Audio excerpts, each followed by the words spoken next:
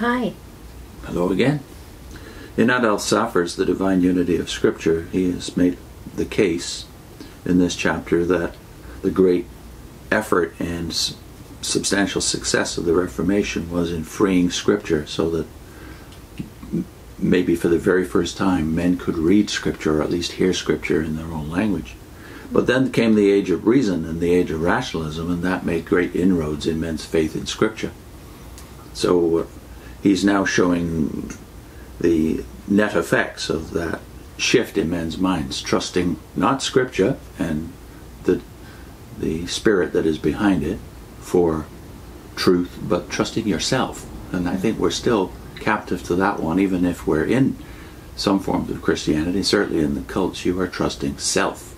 Mm-hmm. You don't trust church, and often you don't trust Scripture, but you do, for some reason, have a faith in your own innate ability to reason things out, to find truth. Yeah. So Saphir talks about the three impressions left upon minds who are victims of the age of reason and have learned to trust self over even God and his revelations.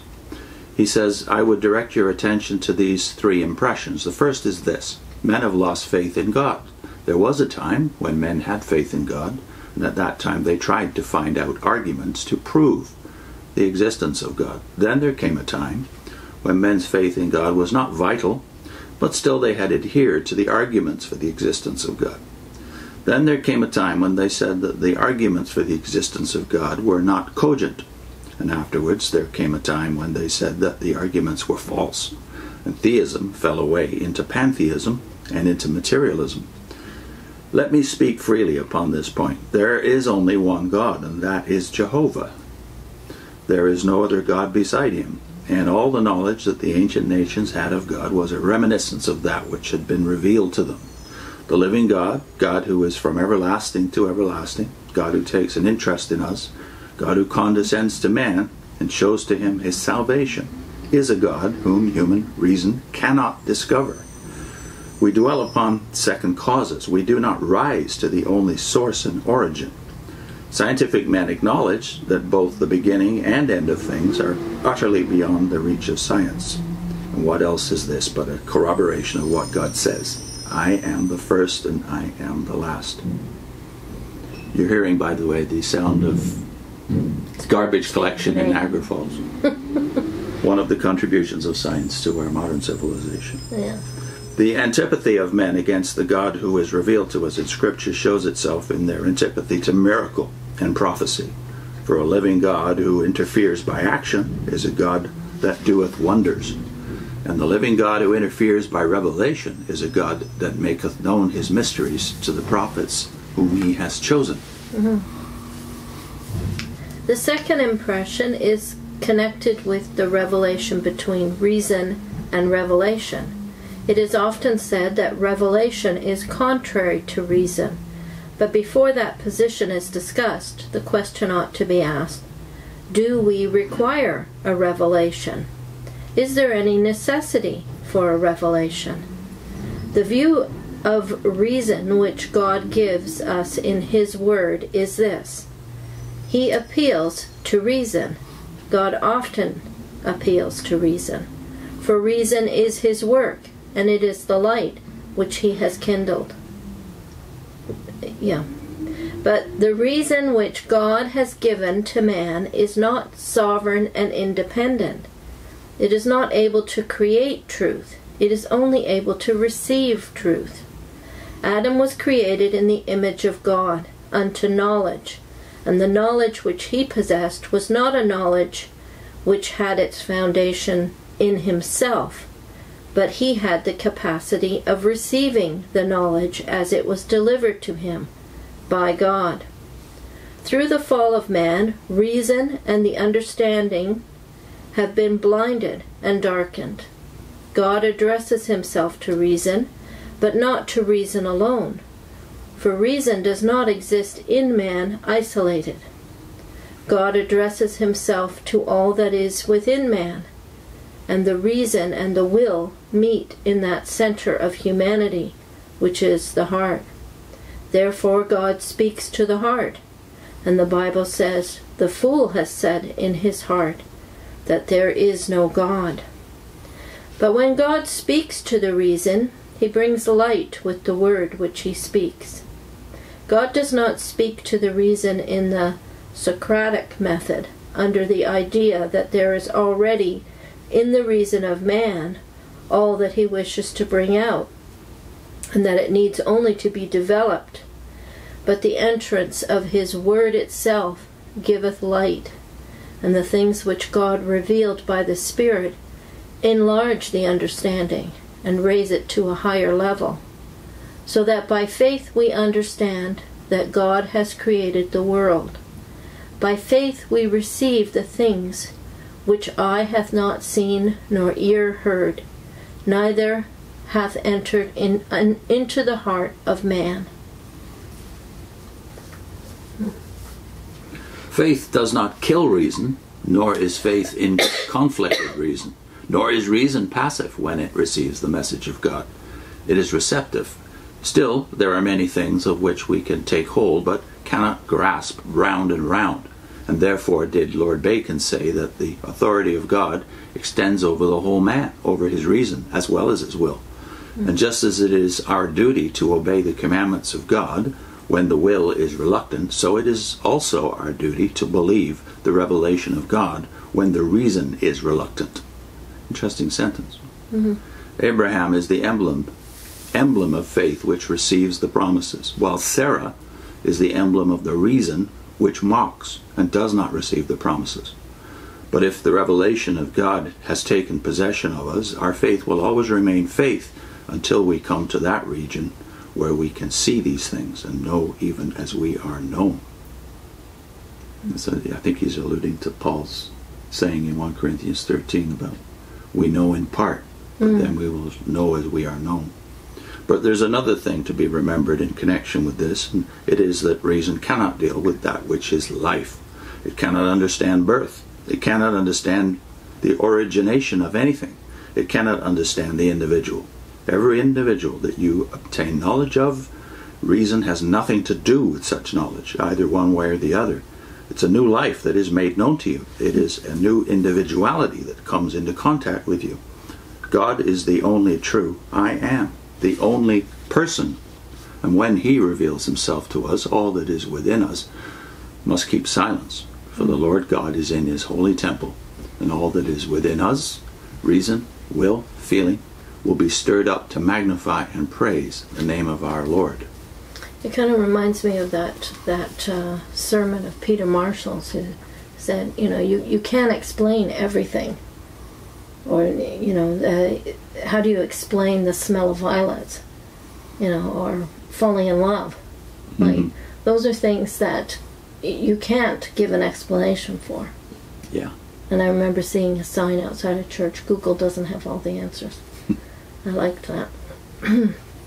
All right, we'll continue. There is a third impression, and it is also of great importance, namely the view that the generality, I can never say that. Generality? Right. Of people take of this world as well as of themselves. They think that it is a good world and that it will become better. What is the view which the Bible takes of this world and of us?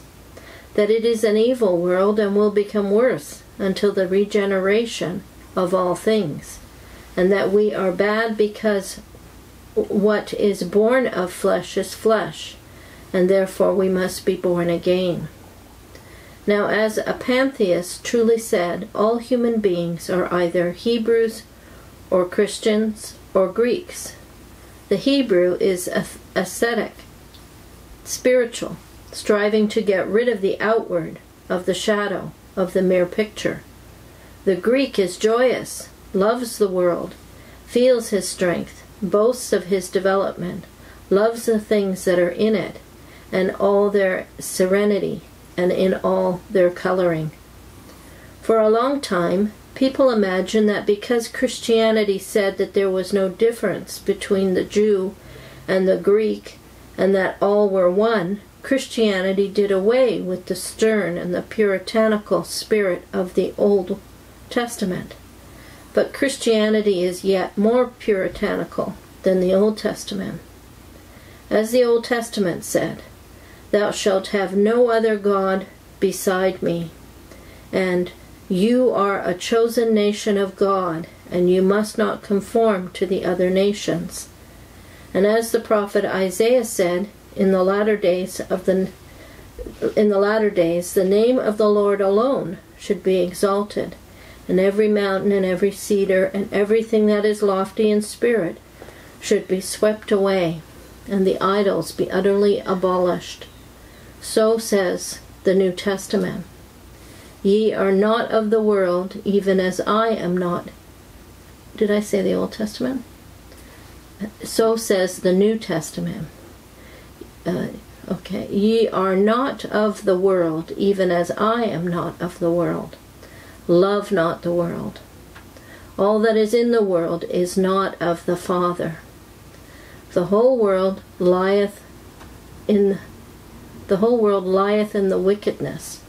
We are strangers and pilgrims here upon earth, and we are waiting for the coming of the Lord Jesus from heaven. Those were all quotes from the New Testament. Now think of this 19th century. This is written around 1889. Think of this 19th century with its proud consciousness of its strength, of its wealth, of its science, of its culture, with its worship of civilization and of art and of the beautiful. Is it not diametrically opposed to this very spirit of the whole Scripture? It is on account of these things, the result of all those movements which I have endeavored to describe, the impressions which are made upon men deep-seated in the heart and ramified in all our literature and our daily life, that there is such a conflict between Scripture and the modern mind. There are many difficulties, but difficulty after difficulty may be removed, objection after objection may be removed, and the same conflict still continues. Remember what the Apostle of Love has said to us, speaking of Jesus Christ. "This is the true God and eternal life. Little children, keep yourselves from idols."